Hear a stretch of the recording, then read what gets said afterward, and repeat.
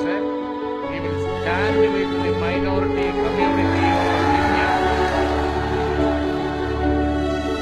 India മുഴുവൻ തകർത്തെറിഞ്ഞ ജപ്പാനിൽ പോയി PP വായിക്കുന്ന ഒരു വികൃതനായ ഭരണാധികാരിയുടെ ദുരന്തം അനുഭവിക്കുന്ന ഇന്ത്യയാണിത്. What happened to Rohit Vemla cannot be forgotten. What happened to Akhlaq, who was lynched in Dadri, cannot be forgotten. What happened to those Dalits in Una who were chained and beaten just because they were spinning a dead cow cannot be forgotten.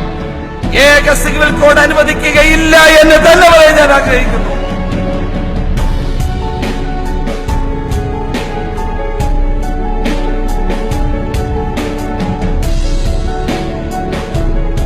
ലീഗിന്റെ കോഴിക്കോട് കടപ്പുറത്തെ ശക്തി പ്രകടനം എന്ന് പറയുന്നത് ഈ ഏക civil കോഡിന്റെ പേരിൽ സംഘപരിവാർ നടത്താൻ പോകുന്ന തട്ടിപ്പിനെതിരായിട്ടുള്ള വാണിംഗ് കൂടിയാണ് ഈ കടപ്പുറത്തെ മഹാസമ്മേളനം.